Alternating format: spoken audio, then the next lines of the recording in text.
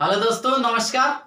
मैं सूर्यभान सर और आपका इस चैनल जे केमिस्ट्री चैनल में बहुत बहुत स्वागत है। आज हम लोग वीडियो लेक्चर में पढ़ने वाले हैं सरफेस केमिस्ट्री में एक इफेक्ट है जिसका नाम है टिंडल इफेक्ट, टिंडल प्रभाव। ये सरफेस केमिस्ट्री का बड़ा इंपॉर्टेंट टॉपिक से टिंडल इफेक्ट क्या है ये।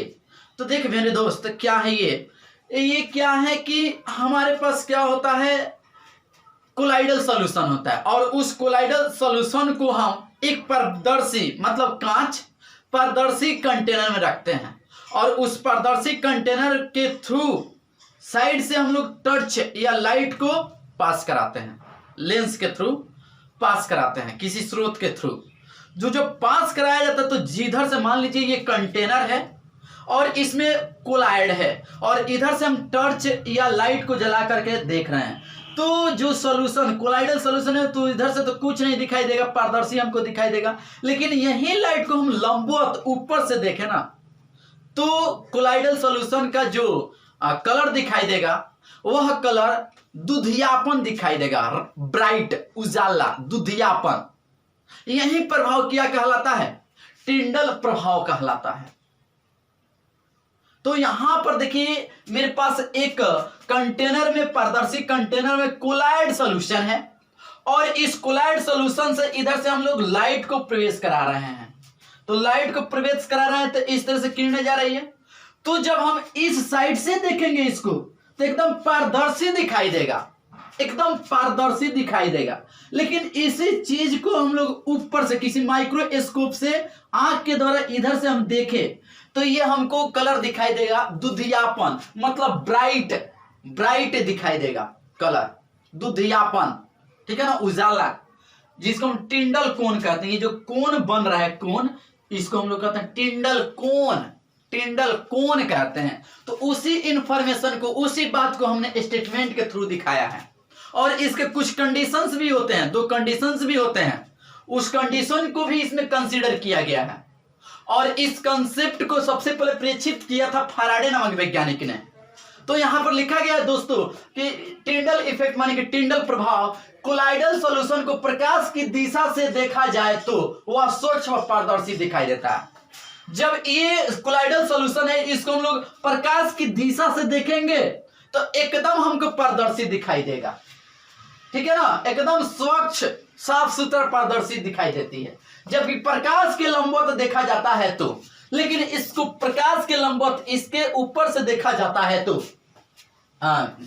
लंबवत देखा जाता है तो कोलाइडल सॉल्यूशन मंद दुधियापन दिखाई पड़ता है, ब्राइट, उजाला, जिसे टिंडल इफेक्ट कहते हैं। इसी को क्या कहा जाता है? टिंडल इफेक्ट कहा जाता है। अब देखिए ना, टिंडल प्रभाव को प्रदर्शित करने का कुछ शर्त है कि कब प्रदर्शित करेगा टिंडल इफेक्ट। सब कोलाइडल सॉल्यूशन थोड़ी ना टिंडल इफेक्ट प्रदर्शित करेगा, ट्रू सॉल्यूशन थोड़ी ना टिंडल इफेक्ट प्रदर्शित करेगा। वही प्रदर्शित करेगा जिनमें परिक्षिप्त कणों का व्यास प्रयुक्त प्रकाश के तरंगदैर्ध्य से बहुत कम नहीं होना चाहिए, कम होना चाहिए लेकिन बहुत कम नहीं होना चाहिए। तो वही कंडीशन लिखा है, टिंडल प्रभाव निम्न शर्तों को पूरा करके देखा जा सकता है। ये कंडीशन होना चाहिए कि परिक्षिप्त अवस्था, परिक्षिप्त कणों का व्यास प्रयुक्त प्रकाश के तरंगदैर्ध्य से बहुत कम नहीं होना चाहिए। माने कहने का मतलब है कि जो इस कोलाइड में जो परिक्षिप्त अवस्था के कण है वो लाइट पास करा रहे हैं तो लगभग उसी के आसपास तरंगदैर्ध्य वाला लाइट होना चाहिए, उससे बहुत कम नहीं होना चाहिए। दूसरा है परिक्षिप्त अवस्था तथा परिक्षेपण माध्यम के अपवर्तनांक में अधिक अंतर होना चाहिए, अधिक अंतर होना चाहिए। इस कोलाइडल सॉल्यूशन में जो परिक्षिप्त अवस्था और परिक्षेपण माध्यम के जो अपवर्तनांक हैं उनमें डिफरेंट होना चाहिए, बहुत बड़ा डिफरेंट होना चाहिए, तब हम लोग टिंडल इफेक्ट को किसी कोलाइडल सॉल्यूशन में देख सकते हैं, अन्यथा नहीं। ये बात आईआईटी एडवांस में पूछ लिया गया है, ये दोनों बात, ठीक है ना, reason and assertion type question. स्पष्ट? देखिए यहां पर लिखे टिंडल इफेक्ट को सर्वप्रथम फैराडे ने प्रेक्षित किया, इसको ऑब्जर्व किया था कौन? मेरे दोस्त फैराडे नामक वैज्ञानिक ने। तो ये था मेरे दोस्त टिंडल इफेक्ट। इसके बाद हम लोग देखेंगे ब्राउनी इफेक्ट, ब्राउनी गति, ठीक है ना, रैंडम मोशन के थ्रू कैसे कोलाइड के कण रैंडम मोशन क्या करते हैं, गति करते हैं। आप इतना नोट करें या अपने कॉपी में इसका शॉर्ट स्क्रीन ले लीजिए आप, सबसे बेहतर, नहीं तो इसको नोट करें आप।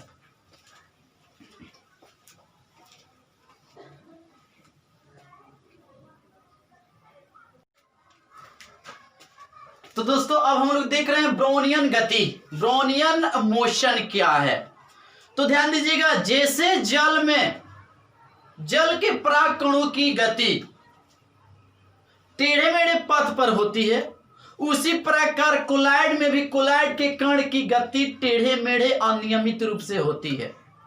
तो यही पराग कणों की गति कोलाइड में या जल के पराग कण में जो गति अनियमित रूप से टेढ़े मेढ़े होती है, उसी को हम लोग क्या कहते हैं, ब्राउनियन गति कहते हैं, ब्राउनियन गति कहते हैं। और इस कंसेप्ट को सबसे पहले बताया था रॉबर्ट ब्राउन, ठीक है ना। रॉबर्ट ब्राउन नामक वैज्ञानिक ने जल के पराग कणों की गति का अध्ययन किया और बताया कि इनकी गति अनियमित दिशा में टेढ़े मेढ़े पथ पर होती है, जिसे ब्राउनियन मोशन कहते हैं। मतलब कहने का मतलब है कि ये मान लीजिए एक कंटेनर में एक कोई सोल्यूशन है, मान लीजिए कोलाइड है या जल के पराग कण, तो जल के पराग कणों की गति, ये जो कण है इनकी गति टेढ़े मेढ़े और अनियमित रूप से होती है, मतलब फिक्स नहीं होता है। इसी को हम लोग क्या कहते हैं, ब्राउनियन मोशन कहते हैं, ब्राउनियन गति कहते हैं। तो उसी को लिखा गया है यहाँ पर कि रॉबर्ट ब्राउन नामक वैज्ञानिक ने जल के पराग कणों की गति का अध्ययन किया और बताया कि इनकी गति अनियमित दिशा में, दिशा फिक्स नहीं होता है, ठीक है ना, देख रहे हैं ना, दिशा फिक्स नहीं होता है, दिशा में टेढ़े मेढ़े पथ पर होती है, जिसे ब्राउनियन मोशन माने ब्राउनियन गति कहा जाता है। इसी प्रकार एकदम सेम उन्होंने इसके आधार पर कंसेप्ट दिया कि कोलाइड में परिचित अवस्था के कणों की गति भी जल के पराग कणों की तरह अनियमित तथा टेढ़े मेढ़े पथ पर होती है, जिसे ब्राउनियन गति कहते हैं। अब देखो ब्राउनियन गति, ये ब्राउनियन गति जो है बाबू, ये कोलाइड के जो परिचित अवस्था के कण हैं उनके साइज माने आकार और श्यानता पर डिपेंड करता है। आकार बढ़ेगा, द्रव्यमान बढ़ेगा कण का, तो उसको मूव करने की टेंडेंसी क्या होगी, घटेगी, अर्थात ब्राउनियन गति क्या होगी, मोशन क्या होगी, घटेगी। तो वही बात यहाँ पर इंडिकेट किया गया दोस्त कि ब्राउनियन मोशन कणों के आकार एवं श्यानता पर निर्भर करती है। दैट मीन्स कणों के आकार एवं श्यानता बढ़ेगा तो ब्राउनियन मोशन क्या होगा, घटेगा। मतलब एक दूसरे के व्युत्क्रमानुपाती होता है, एक दूसरे क्या होते हैं, व्युत्क्रमानुपाती होते हैं। कण के आकार बढ़ेगा या श्यानता बढ़ेगा, कोलाइड का गढ़ापन बढ़ेगा, तो बाबू ब्राउनियन गति क्या होगी, घटेगी, ठीक है ना। तो ये था ब्राउनियन गति, ब्राउनियन मोशन। ब्राउनियन मोशन गति क्या है, ब्राउनियन मोशन क्या है, तो क्या कहिएगा कि सबसे पहले रॉबर्ट नामक वैज्ञानिक ने क्या किया था, जल के पराग कणों के गति का अध्ययन किया, जिसको कहा गया उस गति को ब्राउनियन गति। एकदम सेम उसी प्रकार कोलाइड के कण भी जल के पराग कणों की तरह क्या करते हैं, गति करते हैं।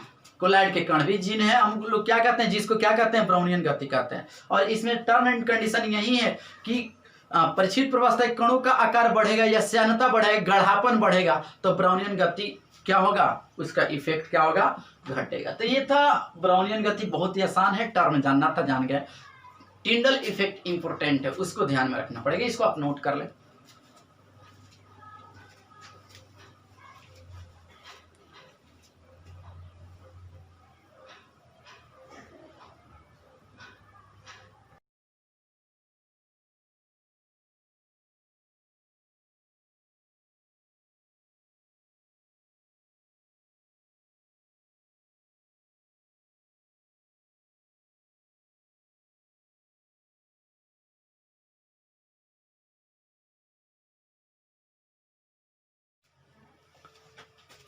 तो दोस्तों नेक्स्ट क्लिप है कोलाइड के कणों पर आवेश, चार्ज ऑन कोलाइड, मतलब कि कोलाइड के कण पर आवेश, चार्ज ऑन कोलाइड पार्टिकल्स।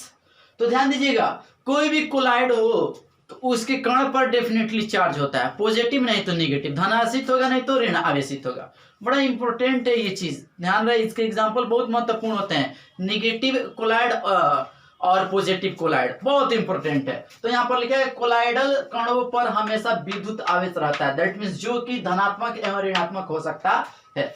धन आवेशित कोलाइड मतलब कि पॉजिटिव कोलाइड, पॉजिटिव कोलाइड, और इसका नेगेटिव कोलाइड, ठीक है ना। धन आवेशित कोलाइड बेसिकली धात्विक हाइड्रोक्साइड मतलब मेटल हाइड्रोक्साइड होगा वो डेफिनेटली धन आवेशित होता है। जैसे AlOH के whole thrice, aluminium hydroxide, FeOH के whole thrice, ferric hydroxide, CrOH के होल थ्राइस, ठीक है ना, क्रोमियम हाइड्रोक्साइड, CrO3.X2, ये क्या होते हैं, धातु के हाइड्रोक्साइड होते हैं। जितने भी धातु के हाइड्रोक्साइड है सभी धातु के हाइड्रोक्साइड सामान्यतः क्या होते हैं बाबू मेरे, धात्विक ऑक्साइड के हाइड्रोक्साइड धन आवेशित कोलाइड होते हैं, पॉजिटिव कोलाइड होते हैं, ठीक है ना। लेकिन यही चीज मेटल सल्फाइड ले ले, मतलब धातु के सल्फाइड, जैसे प्लेटिनम के सल्फाइड, गोल्ड के सल्फाइड, सिल्वर के सल्फाइड, ये धातु के सल्फाइड ऋण आवेशित कोलाइड होते हैं, माने कि निगेटिव कोलाइड होते हैं। जैसे S2S3, Sb2S3, CdS, प्लेटिनम के सल्फाइड, गोल्ड के सल्फाइड, सिल्वर के सल्फाइड, मतलब धातु के सल्फाइड ऋण आवेशित, धातु के हाइड्रोक्साइड धन आवेशित। दूसरा, क्षारीय रंजक पदार्थ, बेसिक डाइज सब्सटेंस, जैसे मिथाइलिन ब्लू सॉल्यूशन, ये होते हैं धन आवेशित कोलाइड के एग्जाम्पल बहुत महत्वपूर्ण है। क्षारीय रंजक पदार्थ that means methylene blue solution, ये धात्विक, ये धन आवेशित कोलाइड होते हैं। लेकिन इसमें अम्लीय रंजक पदार्थ होंगे, जैसे यूसिन, ये क्या होंगे, ऋण आवेशित होंगे। नेक्स्ट, अम्लीय माध्यम में प्रोटीन, अम्लीय माध्यम में प्रोटीन धन आवेशित कोलाइड होता है, जबकि क्षारीय माध्यम में प्रोटीन, स्टार्च, जिलेटिन, गोंद, ये सब के सब मेरे दोस्त ऋण आवेशित कोलाइड होते हैं। अम्लीय माध्यम में प्रोटीन धन आवेशित, ठीक है ना। क्षारीय माध्यम में प्रोटीन ऋण आवेशित, स्टार्च ऋण आवेशित, गोंद ऋण आवेशित कोलाइड, जिलेटिन ऋण आवेशित कोलाइड, सिलिसिक एसिड क्या, ऋण आवेशित कोलाइड। लास्ट, हीमोग्लोबिन, ब्लड एक प्राकृतिक कोलाइड है। ब्लड खून एक क्या है, प्राकृतिक कोलाइड है, जिनमें जो हीमोग्लोबिन होता है वह हीमोग्लोबिन धन आवेशित कोलाइड होता है। क्या होता है, धन आवेशित कोलाइड होता है। जैसे हीमोग्लोबिन धन आवेशित कोलाइड। अब देखो मिट्टी, क्ले, ये भी क्या होते हैं, ऋण आवेशित कोलाइड होते हैं। चारकोल, कोयला क्या होते हैं, ऋण आवेशित कोलाइड होते हैं। मतलब कोलाइड पर जो चार्ज होता है पॉजिटिव या निगेटिव, अब कौन पॉजिटिव कोलाइड है और कौन नेगेटिव कोलाइड है, ये महत्वपूर्ण चीजें एग्जाम में ऑब्जेक्टिव के रूप में पूछी जाती है। तो ये तो हमको एकदम ध्यान होना चाहिए। सबसे पहले धातु के हाइड्रोक्साइड धन आवेशित, धातु के सल्फाइड ऋण आवेशित, बस ये दो बात ध्यान में रहेगा, ठीक है ना। धातु के हाइड्रोक्साइड धन आवेशित, धातु के सल्फाइड ऋण आवेशित। क्षारीय रंजक पदार्थ मिथाइलिन ब्लू सॉल्यूशन धन आवेशित, अम्लीय रंजक पदार्थ यूसिन ऋण आवेशित। अम्लीय माध्यम में प्रोटीन धन आवेशित, अम्लीय क्षारीय माध्यम में प्रोटीन ऋण आवेशित, स्टार्च ऋण आवेशित, गोंद ऋण आवेशित, सिलिसिक एसिड ऋण आवेशित, ठीक है ना। अच्छा चलिए, जिलेटिन ऋण आवेशित। ब्लड एक प्राकृतिक नेचुरल कोलाइडल सॉल्यूशन है जिसमें हीमोग्लोबिन धन आवेशित और जो मिट्टी है और कोयला है ये ऋण आवेशित होते हैं कोलाइड। आई होप कि ये आपको याद हो गया होगा। आप इतना नोट करें, इसके आगे हम लोग नेक्स्ट लेक्चर मिलेंगे। धन्यवाद।